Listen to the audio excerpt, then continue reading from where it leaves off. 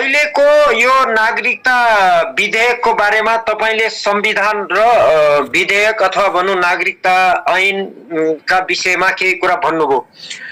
यसलाई चाहिँ मैले त्यो कानुनी दफा धाराका कुरा म गर्न आवश्यक ठान्दिन। एउटा कुरा एउटा थोरै केही सेकेन्ड अथवा एकाध मिनेटमा म यसलाई टुङ्ग्याइदिन्छु। यो पाटो हामीले विदेशबाट आएर नेपालमा बसेको र अंगीकृत नागरिकता पाएको व्यक्ति वा भनौं जन्मको आधारमा नेपालमा नागरिकता पाएको व्यक्तिबाट जन्मेको सन्तानले वंशजको नागरिकता पाउने भन्ने व्यवस्था अहिलेको अध्यादेशले लेख्यो भनेर यो अपरोध भइरहेको हो। मैले चाहिँ पढ्दाखेरि के देखेँ भने यो व्यवस्था हाम्रो संविधानमै लेखेको छ। 2072 सालको संविधानमा 2072 सालको हाम्रो संविधानको धारा 11 को उपधारा 3 मा यही कुरा लेखेको छ। जुन कुरा अहिलेको अध्यादेशले दफा 2 को उपदफा 4 भनेर थपेको छ। ठ्याक्कै सेन्टेन्स त्यस्तै छ, अलिकति मात्रै फरक परेको छ। यसबाट के बुझिन्छ भने हामीले विदेशीलाई सजिलैसँग नागरिकता दिन्छौं भनेर संविधानमै व्यवस्था गरिसकेका छौं आजभन्दा 6 वर्ष अगाडि नै। र त्यो संविधान अनुसारको व्यवस्था अनुसारको नागरिकता संविधानको यति धारा नम्बरबाट नागरिकता प्रदान गरिएको भनेर त मिलेन। त्यसको लागि ऐन र नियम चाहियो। त्यसको सपोर्टको लागि मात्र अहिले ऐन बनाइएको हो, अध्यादेश ल्याइएको चाहिँ संसदलाई छलेर। त्यसले गर्दा यो अहिले कसैले मुद्दै हाल्यो, अदालतमा बहस नै भयो, जतिसुकै विज्ञले बहस गरे पनि यो अहिले ल्याइएको अध्यादेशका प्रावधानहरू संविधान विपरीत देखिन्न। संविधानमै त्यही व्यवस्था छ, त्यही संविधानलाई कार्यान्वयनमा लानलाई बनाइएको ऐन नियमहरू हो। यसलाई त्यसरी बुझौं। यदि यो विधेयक के रे यो अध्यादेश यो ऐन यदि गलत हो भने संविधान नै गलत हो। कि त त्यो धारा नै हटाएर अर्को राख्नु पर्यो संशोधन गरेर संविधानमा, कि होइन भने यसको मात्रै विरोध गरेर केही पनि हुँदैन। यो चाहिँ जरो रुखको कायमै राख्ने, माथिको पातहरू मात्रै छिमल्ने भन्ने अर्थ हुन्छ। भोलि पात फेरि पलाउँछ, त्यो ठुलो कुरो भएन। तर अब यसलाई मैले राजनीतिक, कूटनीतिक र हाम्रो राष्ट्रिय सुरक्षाको हिसाबले यसको महत्त्व के त भन्दा नेपालमा विदेशीहरूलाई सजिलैसँग नागरिकता दिने प्रावधानहरू नेपालमा गर्न लगाउने प्रयासहरू 2007 सालदेखि भएको छ। पटक पटक भएको छ। 2007 सालको राजनीतिक परिवर्तन पछि 2008 सालमा पनि यो नागरिकताको मुद्दा उबेला उठ्यो। अनि 7 सालसम्म नेपालमा जन्मेकाले नागरिकता पाउने जस्ता के गरियो। त्यो बेला बीचमा अलिकति रोकिएको थियो, 20-25 वर्ष त्यो पञ्चायत कालभरि नागरिकता लिनलाई अलिकति अप्ठ्यारो पारिएको थियो, जसलाई अहिले सच्चा नेपाली नागरिकलाई पनि भेदभाव गरेर नागरिकता प्रमाणपत्र दिइएन भनेर पञ्चायत काललाई गाली गरिन्छ। एउटा पाटो। त्यसपछि 2046 सालको परिवर्तन पछि एउटा महत्त्वपूर्ण मुद्दाको रूपमा नागरिकताको मुद्दालाई उठाइयो। नेपालीहरूले लाखौंले नागरिकता प्रमाणपत्र पाएको छैनन् भनेर मुद्दा उठाइयो। अनेक आयोग बनाइयो, सिफारिस भनियो, संविधानमा के लेखियो, ऐन बनाइयो। 63 सालदेखि त यति धेरै खुल्ला गरियो कि अहिलेका केही भूतपूर्व प्रधानमन्त्रीहरूले सार्वजनिक रूपमा बोलेका छन् 500 रुपैयाँ गोटा नागरिकता बिक्री भइरहेछ नेपालमा भनेर। उ बेला यो 63 सालको पछिको स्थिति त्यति सजिलो पारियो। त्यो सजिलो विदेशीले पार्न लगायो हामीलाई भनेर हामी भनिरहेका छौं एक थरीले। तर मलाई चाहिँ के लाग्छ भने विदेशीले हामीलाई गर्न लगायो भन्दैमा हामी विदेशीको स्वार्थको लागि किन काम गरिरहेका छौं। हामी नेपाली, हामी भनेको तपाई म जस्तो आम नागरिक होइन, सत्तामा बसेर नीति निर्माण गर्ने, ऐन कानून बनाउने शासकहरू। मैले हामी भनेर तिनीहरूलाई भन्न खोजेको।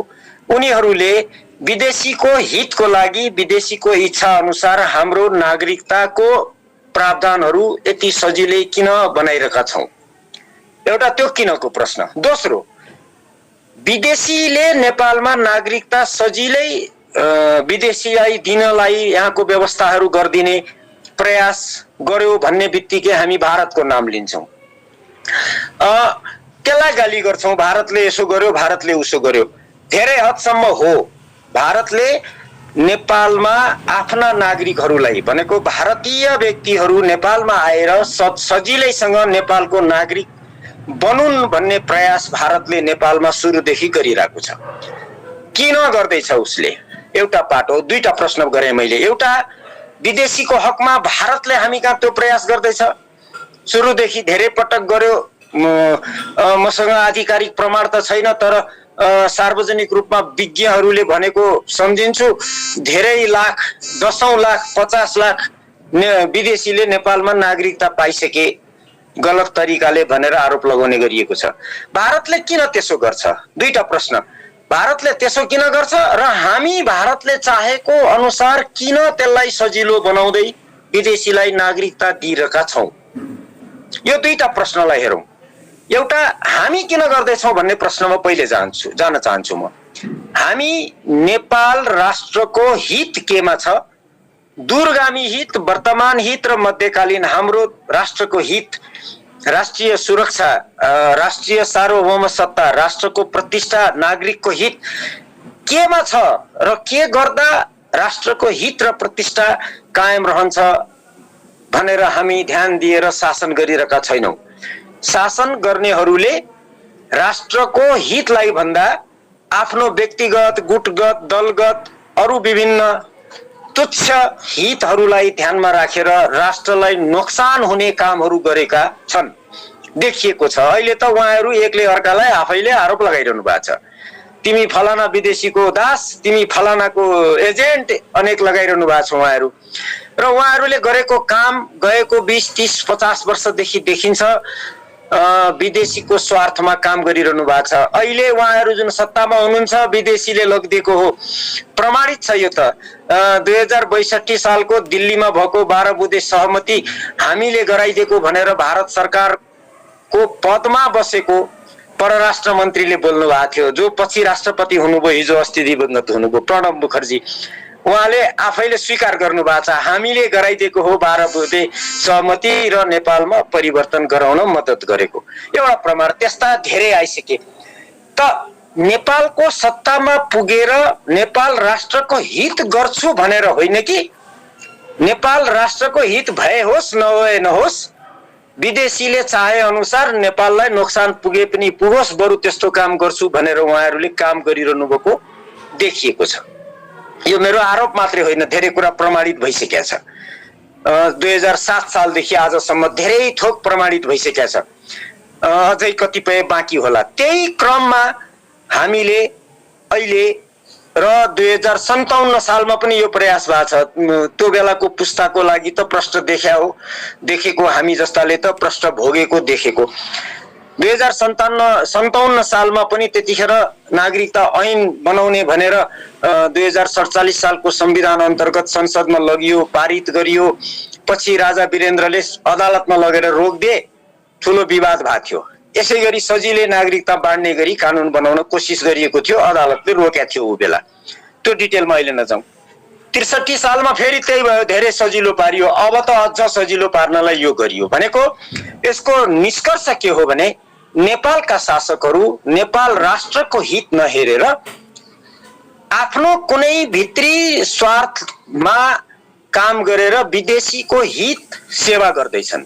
एउटा कुरो यो, नेपालीले किन त्यसो गर्दैछन् विदेशीको स्वार्थमा भन्ने यो मैले देखेको दृष्टिकोण। अब भारतले किन यसो गर्दैछ? नेपालमा भारतीय नागरिकलाई सजिलै नागरिकता दिने काम उसले प्रयास नेपालका शासकहरू मार्फत किन गर्दैछ? यो प्रश्नमा जाँदा यसलाई दुईटा तपाईको भू राजनीतिको हो। भू राजनीतिको हिसाबले, भौगोलिक हिसाबले हामी हेरौं, नेपालको भूगोल, नेपाल पृथ्वीको नक्सामा जहाँनिर छ त्यो भारतको राष्ट्रिय सुरक्षालाई सकारात्मक वा नकारात्मक प्रभाव पार्ने ठाउँमा छौं हामी। भौगोलिक रूपले एकचोटि नक्सा सम्झौँ हामी। हिमालय दक्षिण ठुलो भूभाग भारत छ, त्यो बीचमा हामी छौँ। अलिकति पूर्वतिर भुटान छ, यता अफगानिस्तान छ, त्यहाँ बीचमा पाकिस्तान छ। पाकिस्तान भारत छोडेर जाने बेलामा बेलायतीहरूले टुक्र्याएर दुईटा देश भारत र पाकिस्तान बनाइदिया हुन्। बांग्लादेश पाकिस्तान टुक्रेर 71 मा भनेको भारतले आफ्नो राष्ट्रिय सुरक्षाको हिसाबले हिमालय भन्दा उत्तरतिरका शक्तिहरू, बेसिकली चीनसँग भारतको लामो समयदेखि शत्रुता। एउटा त प्राचीन र मध्यकालमा तपाईले हेर्नुभयो भने भारत र चीनको दुईटा फरक खालको सभ्यता, दुईटा फरक खालको शासन प्रणाली, फरक खालको समाज व्यवस्था, संस्कृति, नितान्त फरक। यिनीहरू एकअर्कामा संसर्गमै थिएनन्, धेरै टाढा टाढा थिए, एकअर्काको बारेमा जानकारी थिएन। आधुनिक कालमा आइसकेपछि, खास गरेर भारत भन्ने देश जन्मेपछि ईस्वी सम्मतमा 1947 मा, त्योभन्दा अगाडि बेलायतले भारतमा उपनिवेश को रूपमा शासन गर्दा पनि चीनसँग बेलायती शासकहरूको त्यति राम्रो तालमेल थिएन। एक प्रकारको शत्रुता, युद्धहरू नै भएको छ। त भारत जन्मेपछि पनि लामो समयसम्म भारत र चीनको मित्रता रहेन, शत्रुता कायम भयो। 62 मा त युद्ध नै भयो, 1962 मा। र हिमालय भन्दा उत्तरको त्यो शक्तिशाली चीन मेरो लागि खतरा हो भनेर भारतले सुरुदेखि देखिरहेको छ। त्यसैले हिमालय भन्दा दक्षिण चीनको कुनै पनि प्रभाव नहोस्, यो सम्पूर्ण क्षेत्र मेरो अधीनमा रहोस्, मेरो आफ्नो सार्वभौम सत्ता भित्र भनेको भारत भित्रै जम्मै क्षेत्र गाभियोस्, उनले चाहेको त्यो हो। एउटा यो प्रमाणित पनि हुन्छ। तपाईले ख्याल गर्नुस्, 1947 मा भारत भन्ने देश निर्माण भएपछि 1950-52 तिर यो वल्लभ भाई पटेलले एउटा चिठी लेखेका छन् जवाहरलाल नेहरूलाई। नेपाल, भुटान, सिक्किम जस्ता देशलाई यो हैदराबाद र गोवा जस्तै गाभिदिउँ, यो कश्मीर जस्तै भारतभित्र गाभौँ भनेर प्रस्ताव गरेका छन्। त्यहाँ विभिन्न कारणले त्यो भारतले चाहेर पनि गर्न सकेन त्यो बेला, 1950 को दशकतिर। त्यसपछि 1950 को दशकमा हाम्रो विक्रम सम्वतमा जाउँ म, 2008 सालदेखि भारतले नेपाललाई आफ्नो अधीनमा राख्ने एउटा प्रयास गर्यो। 8 सालदेखि 2008 सालमा जवाहरलाल नेहरू भारतको प्रधानमन्त्री हुँदा नेपालको प्रधानमन्त्रीलाई पटक पटक चिठी लेख्नु भएको छ।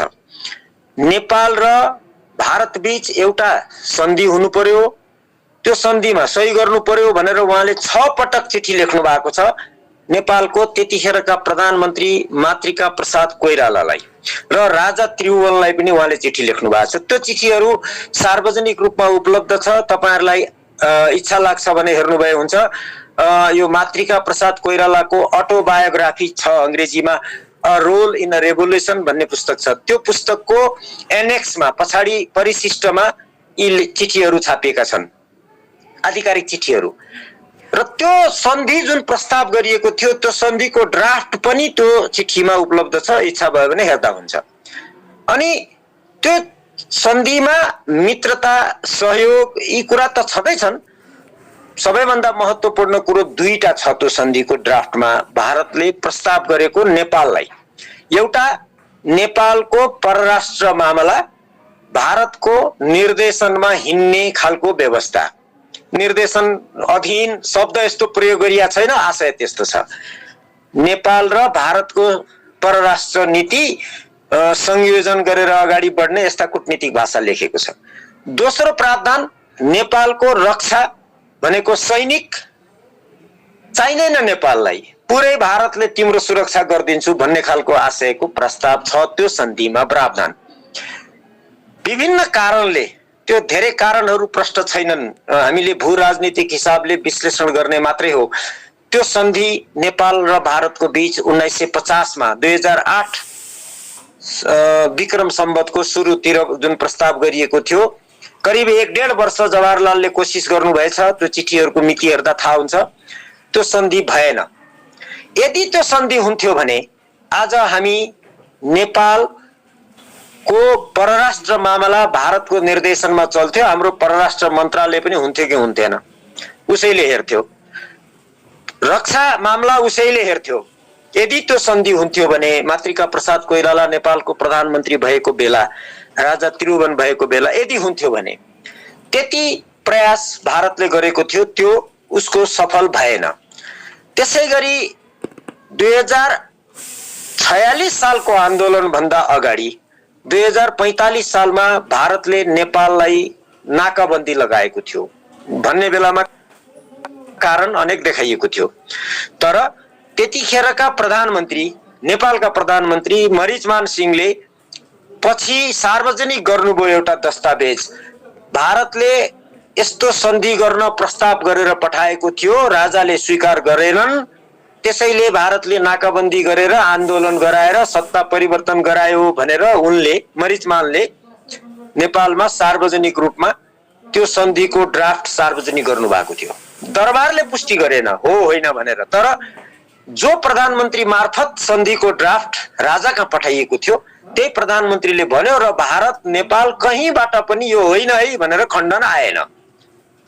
त्यही प्रावधान थियो, नेपालको रक्षा र परराष्ट्र मामला भारतको अधीनमा रहने, भारतको निर्देशनमा चल्ने भन्ने प्रावधान थियो। यो त्यसपछि अहिले पनि आशंका गरिन्छ, कसैले भन्छन् पुष्टि गर्न सकिन्न, कसैले भन्या छैन। अस्ति राजा ज्ञानेन्द्रलाई पनि त्यस्तै प्रस्ताव भारतले पठाएको थियो अरे भनिन्छ। यो अरेको कुरा, पुष्टि गर्न सकिन्न। मैले 8 साल र 46 सालको त पुष्टि भइसक्यो सार्वजनिक रूपमा, मैले भनिहालेँ। त्यो स्थितिबाट के बुझिन्छ भने भारतले नेपाललाई आफ्नो भूभाग भित्रै गाभ्ने कोसिस 2008 साल अगाडि गर्यो। कुनै कारणले सकेन, विभिन्न कारणले। त्यो विभिन्न कारणहरू पनि छन्, भू राजनीतिक कारण छ, अन्तर्राष्ट्रिय शक्ति समीकरणका कुराहरू छन्, धेरै कुराहरू छन्, त्यतापट्टि अहिले हामी नजाउँ। गाभ्न नसकेपछि नेपाललाई प्रोटेक्टोरेट बनाउने गरी उसले प्रयास गर्यो। नेपाललाई एउटा राष्ट्रको रूपमा नेपाल रहने, तर संरक्षित राष्ट्र, पुरै भारतको निर्देशन र अधीनमा रहने राष्ट्र, देश बनाउनलाई उसले प्रयास गर्यो, गरिरहेको छ। ख्याल गर्नुहोस्, त्यही प्रयास अन्तर्गत उसले सन्धि गर्न सकेको देखिन्न। विभिन्न समयमा विभिन्न कारणहरू भए। र अर्को एउटा कुरो ख्याल गर्नुहोस्, त्यो प्रयासमा 2047 पछि भारतलाई एउटा धक्का लाग्यो। पहिले नेपालमा राणा शासन हुँदाखेरि राणा श्री 3 महाराजले जुनसुकै सन्धिमा साइन गर्दा त्यो आधिकारिक हुन्थ्यो नेपालको तर्फबाट। पछि पञ्चायत कालमा राजा संविधान भन्दा माथि थिए, राजाले गरेको जे पनि कुरा कसैले प्रश्न उठ्दैन थियो, नेपाल राष्ट्रको लागि बाध्यकारी हुन्थ्यो। 47 सालको संविधान नेपालको इतिहासमा एउटा ठुलो मोड हो, टर्निङ पोइन्ट हो, अथवा भनौँ अंग्रेजीमा माइलस्टोन हो। जुन संविधानमा एउटा व्यवस्था राखिएको थियो, धारा 126, त्यो धारामा एउटा व्यवस्था के राखिएको थियो भने नेपालको सार्वभौम सत्ता, क्षेत्रीय अखण्डता र स्वतन्त्रतामा प्रतिकूल असर पर्ने गरी कुनै सन्धि सम्झौता गर्न पाइने छैन भनेर लेखेको छ। ठ्याक्कै यही वाक्य नहोला, आशय त्यो। त्यसले गर्यो के त भन्दा, यदि नेपालको रक्षा र परराष्ट्र मामला अरू कुनै देशको अधीनमा जाने गरी 8 साल र 45 सालमा प्रयास गरे जस्तो फेरि कहीँ गरियो भने, गोप्य रूपमा गरियो भने पनि त्यो वैध नहोस् भनेर त्यो संविधानमा त्यो व्यवस्था राखिएको थियो। 2047 सालको संविधान भन्दा अगाडि 2004 साल, 7 साल, 15 साल, 19 साल कुनै पनि संविधानमा यस्तो व्यवस्था थिएन। पहिलो पटक 47 सालमा राखियो। त्यसले गर्दा विश्वको उत्कृष्ट संविधान भनेर अहिलेकै नेताहरू मध्ये अधिकांश सबैले स्वीकार गरेको त्यो संविधान विरुद्ध 2052 सालबाट कसरी भयो, कहाँ गयो, कसले गर्यो, के परिणाम आयो हामीले देखिरहेछौँ। कतिपय कुरा, कतिपय आउन बाँकी होला। अब 62-63 मा आन्दोलन भएर फेरि राजनीतिक परिवर्तन भएपछि एउटा सानो घटना तपाईहरुलाई स्मरण गराउन चाहन्छु। सबैलाई थाहा छ, 63 साल माघ 2 गते नेपालमा अन्तरिम संविधान जारी भयो।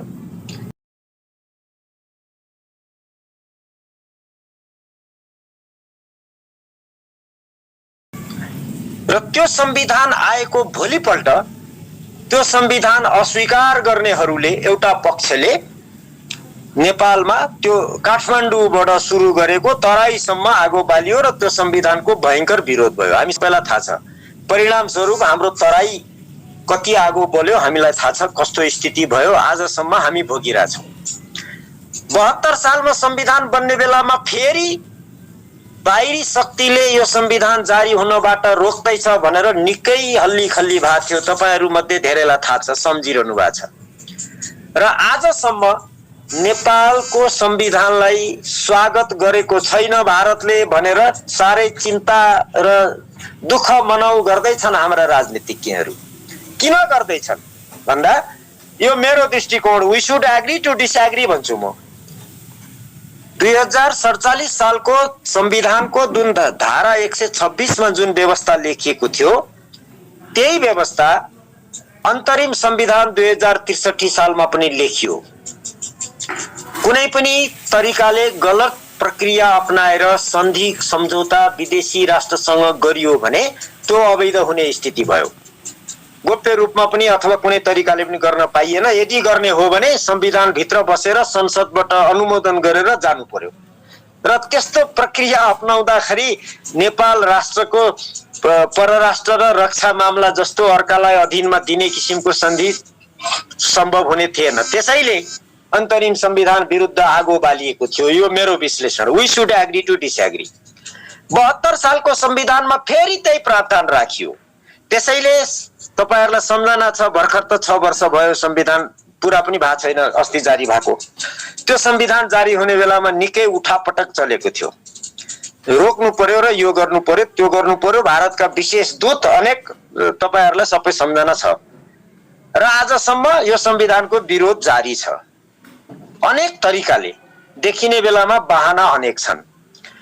भनेको मैले दुईटा कुरो भने, म दुईटा सेन्टेन्समा समराइज गर्छु। एउटा, भारतले नेपाललाई आफ्नो भूभाग भित्रै गाभेर एउटा प्रान्त वा जिल्ला बनाउने कोसिस सुरुमा गर्यो, जो सम्भव भएन। त्यो सम्भव नहुनु विभिन्न कारणहरू छन्, त्यो हामी अर्को कुनै दिन कुरा गर्न सकौँला। यो युएन को मेम्बरशिप नेपाल कसरी 1955 मा भयोदेखि यो धेरै कुरा जोड्नु पर्ने हुन्छ, त्यता अहिले नजाउँ। त्यो प्रयास असफल भएपछि नेपाललाई कज्याएर संरक्षित राष्ट्र बनाउन पाएदेखि ढुक्क हुन्थ्यो भनेर उसले प्रयास गरिरहेको छ र त्यो प्रयास आज पनि जारी छ। त्यसै प्रयासलाई सफल पार्न 46 सालको परिवर्तन गराइएको थियो, 63 सालको परिवर्तन गराइएको थियो, बम र बारुद पड्काउन लगाइएको थियो नेपाल। यही प्रयासमा यहाँ आएको थियो। त भारतले किन त्यसो गर्छ त भन्दा उसको बाध्यता हो। अब भारतको दृष्टिकोणले हेरौँ हामी। अहिलेसम्म मैले हाम्रो दृष्टिकोणले भने, भारतको दृष्टिकोणले हेर्नुभयो भने भूगोल सम्झौँ एकचोटि। हिमालयको ठ्याक्क उत्तरपट्टि चीन छ, चीनको तिब्बत छ। तिब्बतलाई चिनियाहरूको सफ्ट बेली भन्ने गर्छौँ हामी भू राजनीतिको विद्यार्थी अध्ययनकर्ताले। त्यो एउटा कमजोर कडी हो चीनको। अलिकति खित्रिक्क केही भयो र चीनबाट तिब्बत उछिटियो, स्वतन्त्र राष्ट्र बन्यो अथवा केही भइदियो भने चीनको तपाईको त्यो सिङ्गो देशको अस्तित्वमा खतरा आउँछ। चिनियाले बुझेका छन्। त्यसले गर्दा चिनिया तिब्बतमा बसेर दक्षिणतिरबाट ध्यानले हेरिरहेका हुन्छन्, सतर्क हुन्छन्। ख्याल गर्नुहोस्, नेपालमा फ्री तिब्बतको नारा काठमाडौँमा 5 जनाले लाउँदाखेरि पनि चिनियाहरू बुरुक्क उफ्रिन्छन्। उनीहरू त्यति सेन्सिटिभ छन् आफ्नो राष्ट्रिय सुरक्षाको कारणले। र भारतसँग चीनको सम्बन्ध जहिले पनि उल्टो भएको छ, शत्रुतापूर्ण छ। जहिले पनि युद्ध नै भयो। र विश्व शक्ति समीकरणको हिसाबले हेर्दा, क्षेत्रीय हिसाबले हेर्दा पनि भारत चीन भन्दा अत्यन्त कमजोर छ। यदि कल्पना मात्रै गरौँ, यदि चीन र भारतको बीचमा फुल फ्लेज युद्ध भयो भने, पूर्ण युद्ध यदि भयो भने भारत केही दिन पनि टिक्न सक्दैन भन्छन् विशेषज्ञहरू। त्यो खतरा भारतले सुरुदेखि देखेको छ र 62 मा त भोग्यो पनि। त्यसले गर्दा त्यो खतराबाट जोगिन भारतले आफ्नो क्षेत्रको हिमालय दक्षिणका भुटान, नेपाल, अब सिक्किम त त्यही प्रयास अन्तर्गत 75 मा सिक्किम त गाभि नै हाल्यो भारतले। त्यही प्रयास उसले 47 देखि जारी राखेको छ आजसम्म। भारतको तर अब यहाँ के भयो, नेपालका शासकहरू कोही हुँदाखेरि भारतले भनेको त्यो प्रयास नगर्दिने, कसैले सत्तामा पुर्याइदियो भने त्यो गर्दिने उसले पाएको छ। जस्तै 46 सालपछि पटक पटक संविधान र ऐन कानून अनेक थोक गरेर धेरै विदेशीलाई नागरिकता दिइयो। अब हुँदा हुँदा 63 सालदेखि यता त अझ बढी भयो, यत्रो सबैलाई थाहा छ। कानुनी र संवैधानिक कुराहरू त झन् जटिल छन्। त्यो प्रयास उनले गरिरहँदा उनले चाहेको के होला त अब भन्दा, अब यदि नेपाललाई आफ्नो देशमा गाभ्न सक्दिन, प्रोटेक्टोरेट बनाउने गरी रक्षा र परराष्ट्र पनि अधीनमा लिन सक्ने स्थिति अहिलेलाई भएन। अब भोलिका दिनमा झन् कठिन छ, उसले देखेको छ भने गर्ने के त भन्दा लङ टर्ममा जाने, भारतीयहरूलाई नेपालमा प्रोत्साहन गर्ने भनेको आफैले ट्रकमा हालेर पठाउने भने होइन, मैले प्रोत्साहन गर्ने, नेपालमा आउने, यहाँ बस्ने, यहाँको नागरिकता लिने, राजनीति गर्ने, मन्त्री त भइसके त भनिरहेको छन्। मसँग प्रमाण छैन तर सार्वजनिक रूपमा आइरहेको छ। भारतमा समेत नागरिकता भएका मान्छे नेपालमा मन्त्री भइसके भनेर, सांसदको मात्रै कुरा त के भने, यहाँको नीति निर्माण गर्ने ठाउँमा सबै आफ्ना मान्छेलाई पुर्याउने। यसलाई नेपालीहरूले फिजीकरण भन्ने भन्यो भने अलि सजिलै बुझ्छन्। भनेको जनसाङ्ख्यिक हाम्रो डेमोग्राफी नै परिवर्तन गरिदिने र भारतको हितमा निर्णय गर्नलाई यहाँको सम्पूर्ण नीति निर्माणको केन्द्रमा र नेतृत्वमा भारतीय मान्छेहरूलाई पुर्याइदिने, त्यसको एउटा प्रयास अन्तर्गत नागरिकताको लागि भारतले प्रयास गरिरहेको। यहाँनिर उसको दृष्टिकोणले उसले चाहेको त गर्छ। शक्तिशाली देश हो, तपाईँ हामी आम नागरिकको पनि ख्याल गर्नुहोस्। परिवारभित्रै हेर्नुहोस्, एउटा दाजु र अर्को भाइ जो बलियो छ त्यसले आफ्नो भनेको कुरा सबैलाई मनाउने कोसिस गर्छ नि त। त्यस्तै विश्व शक्ति समीकरणमा पनि एउटा देशले अर्को देशलाई आफूले चाहेको आफ्नो इच्छा अनुसार चलाउने कोसिस गर्छ। बलियाले निर्धासँग त झन् स्वाभाविक हो त्यो। त्यसमा बलियाले निर्धालाई किन गाली गरिस्, तैँले किन हेपिस् भनेर निर्धाले भन्ने मात्रै हो। बलियाले जहिले पनि हेप्छ, कोसिस गर्छ। त्यसबाट जोगिने काम हाम्रो हो। हामी निर्धा भनेको अर्काको अगाडि निहुरेर बस्नुपर्छ मैले भने होइन। शक्तिको हिसाबले, विभिन्न हिसाबले, शक्ति मात्रै भन्दा पुग्छ। हामीले सेनाको मात्रै कुरा होइन, आर्थिक देखि लिएर सामाजिक, कूटनीतिक सम्पूर्ण हिसाबले हामी कमजोर भएको अवस्थामा हामी जोगिनु पर्नेमा हाम्रा शासकहरूले नै विदेशीलाई सहयोग पार्केका छन्। त्यसैले मूल दोषी हामी आफै हौं, हाम्रो शासक आफै हौं।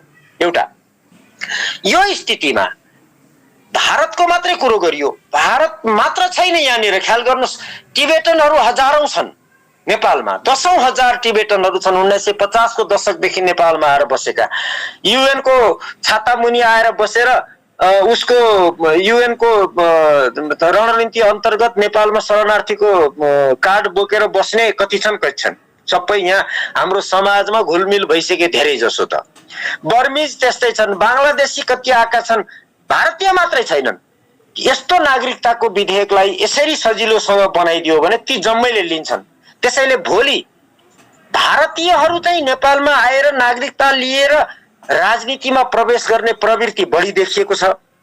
टिबेटन र बर्मिजहरू यहाँ आएर नागरिकता लिएर अनि सत्तामा पुग्ने बाटोतिर हिँडेको खासै देखिएको छैन। त्यसले गर्दा ओझेल परेको होला, तर त्यो पनि खतरनाक हो। ख्याल गर्नुहोस्, रोहिङ्गियाहरू तपाईको म्यानमारबाट नेपालमा आएर यही काठमाडौँमा समेत क्याम्प राखेर बसेका छन्। सम्झिनु पर्यो, रोहिङ्गिया भनेको त्यो वर्ग हो जसले ऊ बेला इतिहासमा धेरै 100 वर्ष अगाडि काठमाडौँमा आक्रमण गरेर त्यो भनेको त्यही रोहिङ्गिया हो। तिनीहरू अहिले नेपालभित्र हजारौंको संख्यामा छन् भनिएको छ। तिनीहरू पनि यो नागरिकताबाट फाइदा लिन अगाडि जालान् नि त। त्यसबाट के खतरा होला हामीलाई? अन्तर्राष्ट्रिय टेरोरिस्टको अखडा बन्ने हो कि नेपाल? अथवा तपाईको इन्टरनेशनल ड्रग ट्राफिकरदेखि लिएर यो अनेक थोकको समस्या हामीलाई आइलाग्न सक्छ। त्यसैले भारतीयले नागरिकता लिने मात्र प्रश्न होइन, सबै कुनै पनि देशकाले आएर नेपालमा सजिलै नागरिकता दिनु हुँदैन। त्यसैले समाधान के त अब भन्दा सबभन्दा पहिले हाम्रा शासकहरूले आफ्नो देशको हित हेर्नु पर्यो। त्यो हित हेर्नको लागि उनीहरूले जहिले पनि नेपालको दूरगामी काम के हो त गर्नुपर्ने हामीले सोचेर गर्नु पर्यो।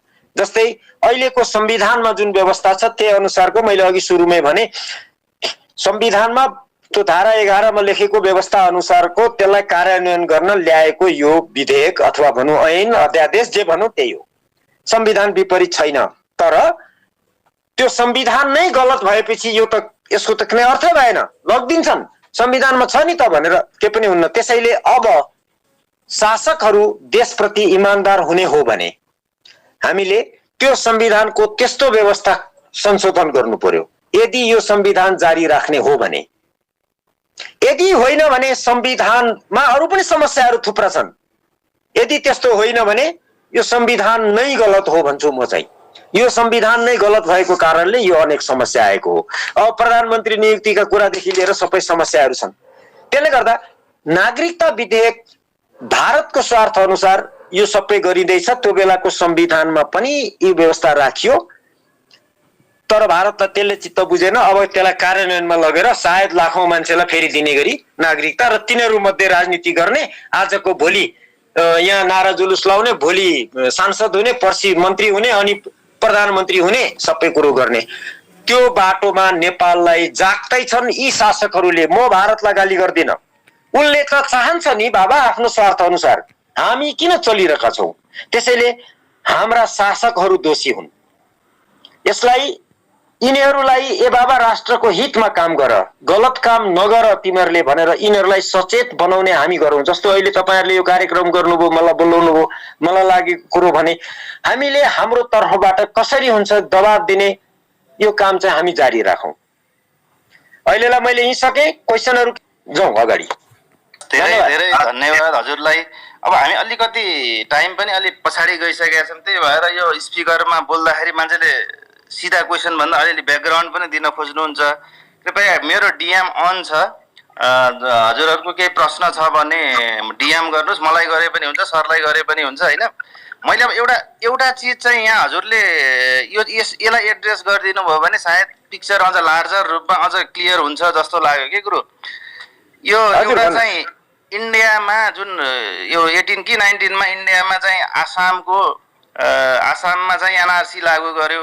त्यहाँ लागू गर्दाखेरि लगभग 18 लाख मान्छेहरू चाहिँ स्टेटलेस भए र इन्डियाको पोलिसी, स्टेट पोलिसी नै अब के भयो भनेपछि उले चाहिँ सबै देशको नै एनआरसी गर्दाखेरि सिग्निफिकेन्ट पपुलेसन चाहिँ स्टेटलेस हुन्छ। अनि सँगै अनि यसमा चाहिँ के भयो भनेपछि इन्डियाको बोर्डरिङ कन्ट्री हेर्दाखेरि सबै ठाउँमा बोर्डर रेगुलेटेड छ, भुटान र नेपालको बाहेक। अब भुटान र नेपाल छान्दाखेरि पक्कै पनि भूमि पनि सजिलो, त्यसपछि उत्पादन पनि हुने, कल्चर पनि मिल्ने, भाषामा पनि इस्यु नहुने हुनाले ती मान्छेहरू नेपालतिर आउने एकदम most likely they will come to Nepal, एउटा पार्ट।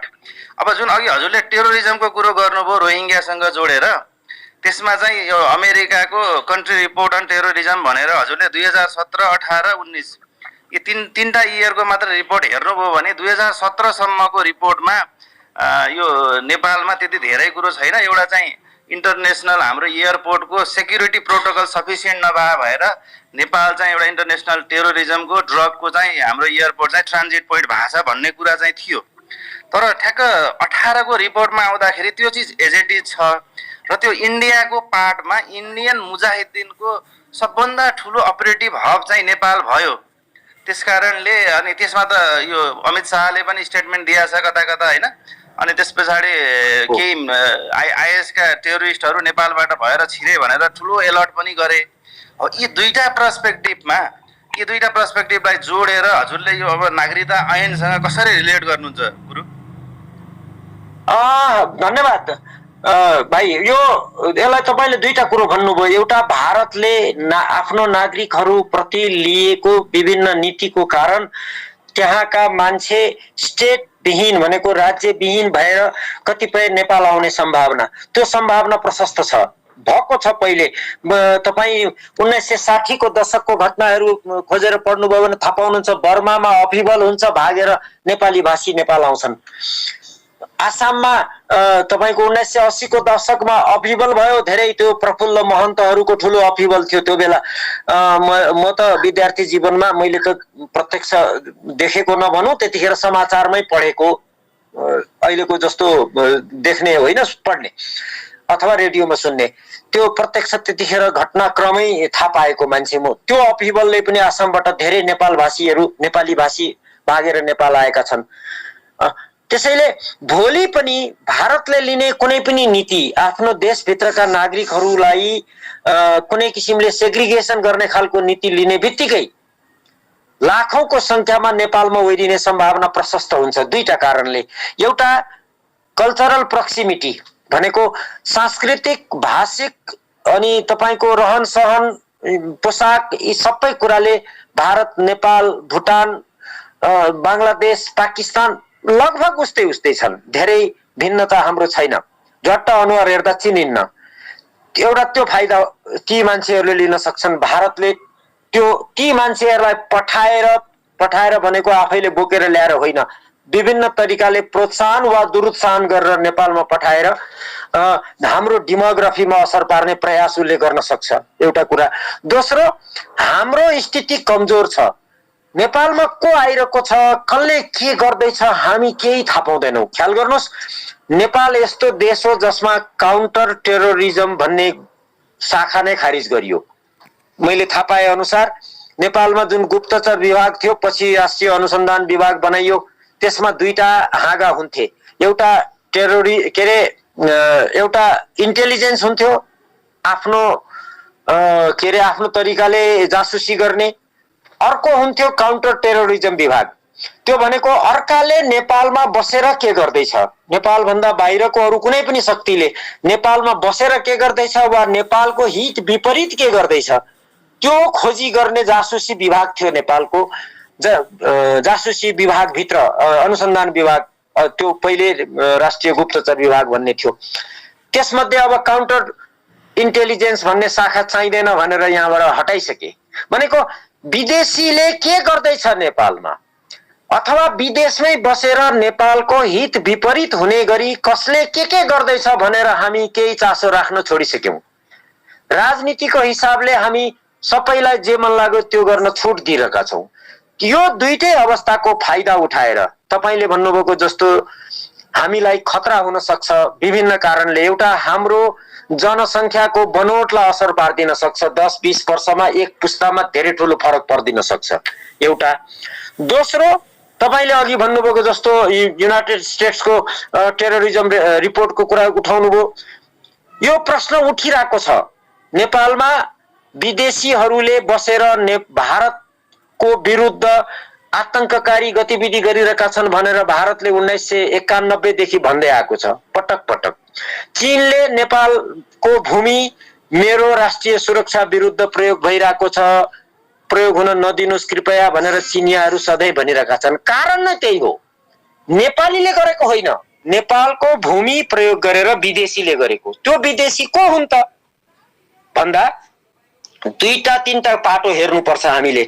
एउटा, नेपालमा बसेर भारतले चीन विरुद्ध काम गर्न सक्छ, चिनियाले हेर्ने दृष्टिकोण एउटा।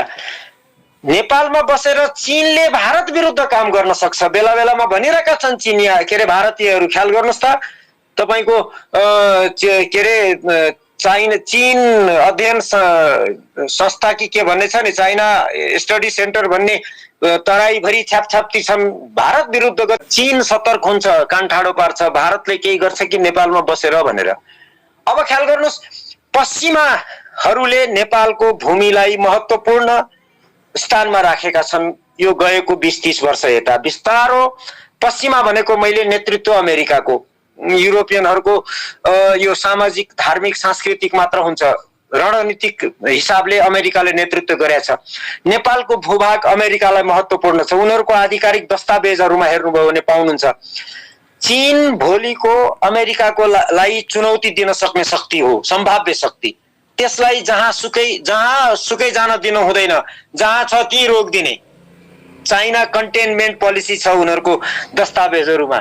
मिलाएर लेखेका छन्, सिधा यसरी लेख्दैनन्। ऊ बेला सोभियत कन्टेनमेन्ट भने जस्तो सिधा लेखेका छैनन्, मिलाएर लेखेका छन्।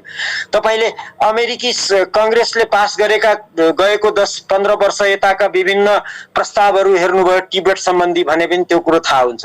भनेको नेपालको भूमिमा बसेर चीन विरुद्ध अमेरिकनले काम गर्न सक्छ, त्यो कामको लागि भारतीयलाई प्रयोग गर्न सक्छ, टेरोरिस्टलाई प्रयोग गर्न सक्छ, चाइनिजहरू भनिरहेका छन्। त्यसैले नेपालमा बसेर नेपाली नागरिकले चीन विरुद्ध वा भारत विरुद्ध काम गर्ने होइन, हामीलाई प्रयोग गरेर विदेशीले गर्ने हो।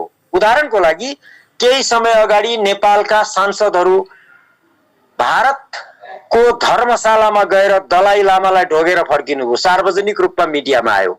ख्याल गर्नुहोस्, कूटनीतिक रूपमा तपाईको सरकारमा बस्ने व्यवस्थापिकाको सदस्यहरूले चीन विरुद्ध काम गर्ने कसैलाई पनि भेट्नु हुँदैन, भेट्न पनि हुँदैन।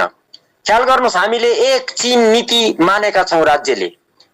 तिब्बत स्वतन्त्र राष्ट्र होइन, तिब्बत चीनको एउटा अभिन्न अङ्ग हो भनेर हाम्रो राष्ट्रिय नीति हो। त्यो नीति विपरीत तिब्बतलाई छुट्टै टुक्र्याएर बस्छु भनेर प्रवासमा सरकार बनाउने दलाई लामालाई नेपालको सांसदहरूले भेट्नु हुँदैन थियो। त्यतिखेर उहाँहरूले भेट्नु भएको छ, टिम गएर सार्वजनिक रूपमा आएको छ। तपाईहरुलाई सम्झना होला, केही वर्ष अगाडि, सायद 10-12-15 वर्ष अगाडि भनेको यस्ता गतिविधिहरू हामी गरिरहेका छौँ जसले चीन पनि सतर्क हुन्छ, नेपाल मेरो विरुद्धमा प्रयोग हुन्छ भनेर, हुँदैछ भनेर उनीहरू भनिरहेका छन्। भारत विरुद्ध प्रयोग हुन सक्छ भारतीयहरूले भनिरहेका छन् र भइरहेका छौँ हामी। अमेरिकाले प्रयोग गर्छ कुनै बेला भारत विरुद्ध, कुनै बेला चीन विरुद्ध। अनि हुन्छ के त भन्दा मैले प्राय भन्ने गरेको, हामी यस्तो तोरीबारीमा परिणत हुँदैछौँ जहाँ 3वटा ठुल्ठुला साँडे जुत्दैछन्। सम्झ्यौ एकचोटि 3टा ठुल्ठुलो साँडे तोरीबारीमा कुस्ती खेल्यो भने के हुन्छ तोरीबारीको हाल खबर। हाम्रो स्थिति त्यो छ र यो अवस्थामा पुर्याएको विदेशीले होइन, हामीलाई हामी आफैले पुर्याएको, हाम्रा शासकहरूले पुर्याएको गलत तरिकाले। त्यसैले तपाईले भन्नुभएको जस्तो टेरोरिस्टको स्थितिको पनि खतरा हामीलाई भोलि छ। नेपालको डेमोग्राफीलाई विदेशी बाहुल्य बनाएर राजनीति र देशै कब्जा गरिदिने, विदेशीहरू नै शासनमा पुग्दिने अवस्था 10, 20, 25 वर्ष 40 वर्षपछि पुर्याउने यो त भइरहेको देखिँदैछ। त्यसैले हामी सतर्क हुँ। जसरी हाम्रो भुटान र इन्डियाको ठाउँ छ, भुटान र नेपालको ओपन बोर्डर छ होइन। अनि अब आसाममा एनआरसी हुँदैछ होइन, एनआरसीबाट 15-20 लाख रुपियाँ मान्छे स्टेटलेस हुनेवाला छ भन्ने प्रक्षेपण छ अहिले होइन। अब सर त्यो पपुलेसन इन्डियाले जतिसुकै हिरो पल्टे पनि बङ्गलादेशमा पठाउन सक्नेवाला छैन, म्यानमारमा पनि सक्नेवाला छैन। भनेपछि त भुटान र नेपाल ओपन भएपछि अहिले त इन्डिया नेपाल भुटान एउटा एन्टिटी जस्तो अलरेडी ओपनै छैन सर होइन र। यसमा त हाम्रो केही लाग्नेवालै छैन। उसले नेपालमा पुस गर्यो भने पनि ओपन बोर्डर छ। यो होल कन्स्टिट्युट हामी तिनटैले एकैचोटि कन्स्टिट्युट गर्नुपर्ने देखियो क्या मैले त। अनि यसमा त हो तपाईले हजुर सर, थ्याङ्क यू सर। हो ठिक भन्नुभयो तपाईले। यदि आसामबाट त्यसरी भारतले आफ्नो नागरिकलाई राज्यविहीन बनाएर बाहिर जाने बाध्य गराउने स्थिति सिर्जना देखिँदैछ, त्यो यदि गरेको खण्डमा 10-20 लाख नागरिक त्यहाँबाट निस्के भने भुटानमा गएर बस्ने सम्भावना कम हुन्छ नेपालको तुलनामा। हुँदैन होइन। जस्तै एकछिनलाई मानिलिउँ 100 जना आसामबाट निस्किए भने उदाहरणको लागि 5 जना भुटानतिर पस्लान्, बाँकी सबै नेपालमा आउँछन्, किनभने सजिलो जहाँ छ त्यहीँ जाने हुन्। भुटानमा अलिकति सजिलो छैन नेपालको तुलनामा। तर तपाईले भने जस्तो भुटान नेपाल जस्तै बोर्डर खुला भएको देश, तर हामी जस्तो हाम्रो देश चाहिँ हेर्नुहोस्, यो खुला सीमालाई मैले फरक ढङ्गले हेर्छु। हाम्रो सीमा खुला होइन, अव्यवस्थित हो भन्छु म। खुला सीमा त संसारका विभिन्न देशहरूको बीचमा छ नि। जस्तै भारतमा पनि भारत र पाकिस्तानको बीच पनि त सिमाना खुला छ नि, कुनै प्राकृतिक बोर्डर नभए के अरे ब्यारियर नभएको ठाउँ छ, तर पनि उनीहरूले व्यवस्थित गरेका छन् त। कहीँ तारबार ला होलान्, कहीँ के छ, त्यही बङ्गलादेशसँगै पनि। त्यसैले हाम्रो सीमा खुला सिमाना होइन, अव्यवस्थित सिमाना हो। त्यो अव्यवस्थित सिमाना यति धेरै अव्यवस्थित अराजक भुटानको छैन होला भन्ठान्छु म, अलिक कम छ। त्यसैले खतरा उसलाई पनि छ, हामीलाई बढी छ। उसलाई कम किन छ होला भने भुटान व्यवहारिक रूपले सैद्धान्तिक हिसाबले होइन, नेपालमा भुटानीकरण भन्छन्, म अहिले आउँछु त्यसमा। भुटान सैद्धान्तिक रूपमा होइन, व्यवहारिक रूपमा भारतको धेरै हदसम्म निर्देशन मान्न बाध्य भएको देखिएको छ लामो समयदेखि। प्रोटेक्टोरेट होइन, सैद्धान्तिक हिसाबले भुटान र नेपालको हैसियत अन्तर्राष्ट्रिय व्यक्तित्वको हिसाबले फरक होइन, बराबर हो। भुटानीकरण हामीले भन्न मिल्दैन। अब त्यो अहिले म भनौँला त्यो भुटानीकरणको कुरा भने कि आसामी अथवा भारतीय भनौँ जुन स्टेटलेस बनाउने भारतले प्रयास गरिरहेको छ उसले नियोजित रूपमा गरिरहेको हुन सक्छ, त्यो जुन बाहिर देखिन्न। यसरी मान्छेलाई एउटा यो तुरुप यो औजार प्रयोग गर्न पाए यति लाख मान्छेलाई नेपालमा हुल्दिन सकिन्थ्यो अथवा भुटानमा वा यो गर्न सकिन्छ। उनीहरूले लङ टर्म सोचेर गरिरहेको हुन सक्छ। केही मान्छे बिस्तारो नेपालमा आएर एक वर्षमा 10,000 मान्छेले नयाँ नागरिकता लिएर केही फरक पर्दैन भन्ठाने होला उसले, एकैचोटि 20 लाख पठाइदिउँ न, त्यो हुन सक्छ। पर्दा पछाडि गरिरहेको होइन भने उसको आफ्नो देशमा पुस्तौं पुस्तादेखि बसिरहेको मानिसहरूलाई राज्यविहीन बनाएर विदेश भाग्ने परिस्थिति निर्माण किन गर्दैछ भारत राज्यले? ती त आकाशबाट खसेर आएका मान्छे त होइनन्, त्यही देशका पुस्तौं पुस्तादेखि बसेका मानिस नेपालबाटै गएर बसेका भए तापनि। जस्तै एउटा जमाना थियो अरे आजभन्दा 100 वर्ष अगाडि अथवा 200 वर्ष अगाडि नेपाली पूर्वी पहाडका मान्छेहरू धेरै जसो आसामतिर गएर खेतीपाती गरेर पशुपालन गरेर बस्थे, तिनका पुस्तौं पुस्तादेखि। ती त भारतीय हुन् नि, नेपाली त होइनन् नि त। अब जस्तै हो त्यो स्थितिमा भारतले पर्दा पछाडिबाट त्यो खुराफाती गरिरहेको हुन सक्छ, यो पुष्टि गर्न सकिन्न। हेर्नुहोस्, मलाई लागेको आशंका मात्र, पुष्टि गर्न सकिन्न। त्यो डिप स्टेटले गर्ने काम बाहिर पुष्टि गर्न सकिन्न, परिणाम मात्र देखिन्छ हैन। त्यो खतरा मलाई लाग्छ। तर हामी सतर्क हुनुपर्छ, हामी बोर्डर नियमित गर्नपट्टि जानुपर्छ, बिस्तारो व्यवस्थित गर्नपट्टि। आजको भोलि ढ्याप्प थुन्ने भने होइन, मैले सकिन्न। व्यवहारिक रूपमा हाम्रो बोर्डर कसरी व्यवस्थित गर्ने एउटा केही जस्तो 2024 को इलेक्सन चाहिँ बिजेपीले जित्यो भने चाहिँ एनआरसी लागू हुनु भन्ने कुरा छ। यो एनआरसी र अहिलेको यो नेपालमा जुन नागरिकता विधेयक आयो नि, यसको चाहिँ यो दुईटालाई चाहिँ डट्समा कनेक्ट गर्न सकिन्छ कि के हो? उताबाट जसै फेरि अर्को उस पनि छ क्या यसमा, के छ भने अपर्च्युनिटीको हिसाबले त नेपालमा पनि छ इन्डियनहरू, एकदम धेरै इन्डियनहरू यहाँ काम गर्न आउँछ। तर के अब इन्डिया त अब सुन्नु न, इन्डिया राइजिङ पावर चाहिँ के अपर्च्युनिटीको हिसाबले नेपालमै आउने सक्ने सम्भावना हुन्छ कि के हो, कस्तो हो त्यो? यस्तो हो भाइ, यस्तो हुन्छ। तपाईले अघि भन्नुभएको एउटा पाटो क्वेसनको भनेको नेपालको अहिलेको नागरिकताको ऐनसँग सम्बन्धित कुरा र भारतले आफ्नो नागरिकलाई स्टेटलेस बनाउने प्रयास गरिरहेको कुरा, 24 को इलेक्सनको कुरा गर्नुभयो। यस्तो सर नागरिकले हैन, उनीहरुको कट अफ इयर छ क्या, 2015 बाट कट अफ इयर छ। त्यही जे उनीहरूले त्यो नियम कानुनमा जे लेखेका हुन्, अल्टिमेटली परिणाम भनेको राज्यविहीन बनाइदिने हो आफ्नो नागरिकलाई। आफ्नो नागरिक कि भगौडालाई त्यसमा पनि भगौडा भने तिनी कहाँबाट गएका हुन्? नेपालबाट गएका हुन् भने त्यो प्रमाणित गरेर इन्डियामा जस्तो म्यानमार बङ्गलादेशी धेरै छ क्या। तपाईँको यो मेन एनआरसी कहाँ हो भने यो बङ्गाल, वेस्ट बङ्गालमा चाहिँ तपाईँको इन्फिल्ट्रेसन भएको छ क्या बङ्गाली उता बङ्गलादेशीहरूको। अनि आसाममा यो नर्थ इस्टको लागि हो क्या धेरै एकछिन सुन्ने हो है सरलाई। दुईटा एंगलबाट हेरौँ, एउटा भारतीय दृष्टिकोणले हेरौँ। तपाईले भन्नुभएको कुरा सही हो। बङ्गलादेशबाट पनि भारतमा गएर अवैध तरिकाले लाखौं मान्छे बसेका छन्, उनीहरूले भनिरहेका छन्, हुन सक्छ त्यो हो। त्यसैगरी म्यानमारबाट आएर बसेका छन्, तिनीहरूबाट भारतीयहरू मुक्त हुन चाहन्छन्। त्यही क्रममा हामीलाई समेत असर पर्छ। अब ख्याल गर्नुहोस्, एकछिनलाई मानिलिउँ 5 लाख मान्छे बङ्गलादेशबाट आएर भारतमा त्यसरी बसेका छन् भने ती मान्छे, अथवा भन्नु म्यानमारबाट आएर बसेका छन् भने ती मान्छेलाई भारतले त्यहाँ इन्फिल्ट्रेट भनेर त्यो कानुन लगाएर तिमी भारतीय होइनौ भनेको स्थितिमा तिनी फर्केर म्यानमार जानेवाला छैनन्। सजिलो अव्यवस्थित सिमाना भनेर नेपालमा आउँछन्, प्रमाणितै भइसक्यो। हामी कहाँ हेर्नुहोस् रोहिङ्ग्याहरू भारतले लखेटेका पनि होइन, उहीँबाट आएका। भने घुमाइ फिराइकन ती नागरिक भारतकै हुन् वा बङ्गलादेशबाट आएर भारतमा अवैध तरिकाले बसेका हुन्, म्यानमारबाट आएर बसेका हुन्, नेपालबाट गएका बसेका हुन्, ती सबैको टार्गेट अल्टिमेटली नेपाल हुने सम्भावना हुन्छ। त्यो सायद भारतीयहरूले क्याल्कुलेट गरेका छन्। त्यसै भएर नेपालको डेमोग्राफीलाई असर पार्नलाई पनि त्यो तुरु प्रयोग गर्ने हुन् कि मैले आशंका गर्नु। मैले पाएको जानकारी अनुसार, मैले पढेसम्म, मेरो अध्ययनले भ्याएसम्म महिला र पुरुष मात्रै हुन्छ संसारको सबै देशको नागरिकता वा कुनै पनि सरकारी कागजमा पुरुष र महिला लिङ्ग छुट्याएको।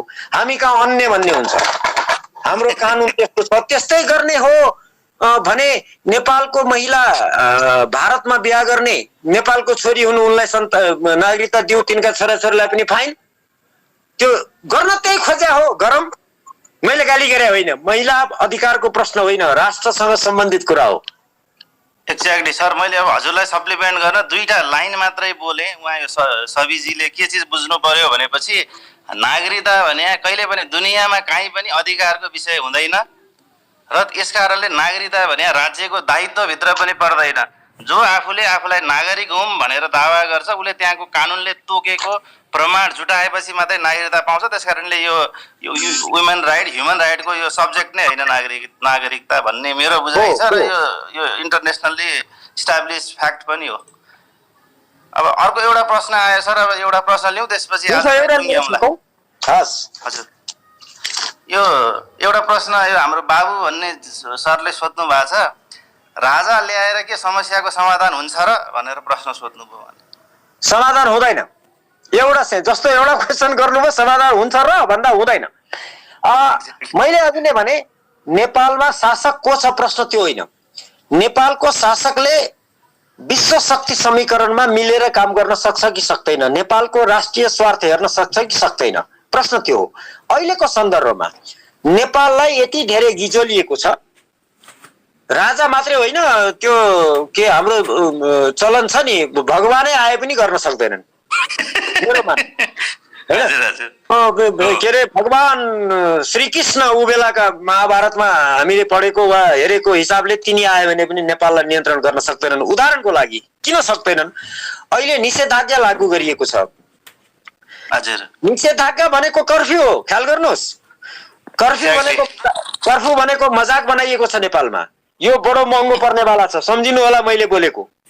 नेपालको राजनीति गर्नेहरूको लागि भयङ्कर महँगो पर्नेवाला छ। ख्याल गर्नुहोस्, 2063 को आन्दोलनमा सत्ताले कर्फ्यू लगाएको थियो रिङ रोड भरि, रिङ रोड वरिपरि सेना बसेको थियो र सबैले देखेको कुरा, मिडियाबाट आएको कुरा, इतिहासले अस्ति भर्खर हामीले त देखेको कुरा, तपाईहरुको पुस्ताले पनि देखेको कुरा, भोगेको कुरा। रिङ रोड भित्र लगाएको कर्फ्यू तोडेर हजारौंको भिडले सेना, त्यो सानो ट्याङ्क, उनीहरुको त्यो एउटा सानो त्यो के रे पानी बोक्ने सानो जीप जस्तो ट्याङ्क छ नि त सेनाको, त्यो बेला देखेका थियौं हामीले। त्यस्तो ट्याङ्कमा बसेको सेनालाई समेत धकेल्दै धकेल्दै त्रिपुरेश्वर पुर्याएको थियो। ख्याल गर्नुस्, कोटेश्वरबाट त्रिपुरेश्वर र त्रिपुरेश्वरबाट उत्तरतिर दरबार हान्न जाने भनेर हिँडेको थियो त्यो भिड। भिडको कुरा गरिरहेको छैन म, कर्फ्यू तोडेर धकेल्दै। त्यो परिणाम आज देख्दै हुनुहुन्छ तपाईँ। राज्यले निषेधाज्ञा लाउँछ, कसैले टेर्दैन। भोलि तपाईको रोगको कुरा भयो, मैले निषेधाज्ञा पालना गरिन मनपरी गरेर हिँडे भने मलाई रोग लागेला, म मरौँला अथवा अर्कालाई सारौँला। एउटा 100 जना मर्ने ठाउँमा 1000 मर्ला, यो एउटा पाटो भयो। भोलि राजनीतिक स्थिति आयो, देशको शान्ति सुरक्षाको कुरो आयो, त्यो 62-63 को जस्तो वा 47-46 सालको जस्तो स्थिति सिर्जना भयो र कर्फ्यू लाउनु पर्यो भने देशलाई नियन्त्रण कसले गर्छ? यो भयङ्कर महँगो पर्नेवाला छ अहिलेको सत्तावालाहरूलाई। यो उहाँहरूले आफै सिर्जना गरेको, बाटोमा हिँड्दा पुलिसलाई पिट्दै हिँड्ने, लट्ठी खोसेर पुलिस त हो नि भन्ने जुन एउटा कल्चर विकास गरिएको छ, यो स्थितिमा राजा मात्रै होइन, श्री 5 होइन कि राजाको, के राजालाई त एक बेला, अहिले त होइन, पहिले भनिन्थ्यो विष्णुका अवतार, भगवान विष्णु आए पनि रोक्न सक्दैन। एउटै अवस्थामा सकिन्छ यस्तो शासक जसले पुरै नियन्त्रण गर्नलाई हिँड्नु पर्यो, सेना बोकेर र 10 लाख मान्छे मार्नु पर्यो। सम्भव छ? छैन। त्यो गर्नु पनि हुँदैन कसैले पनि। त्यसैले कोही आए पनि अहिले नियन्त्रण हुँदैन। हामी आफै जोगिएर हिसाबले चल्नुपर्छ, बिस्तारो नियन्त्रण गर्दै जानुपर्छ, देशलाई व्यवस्था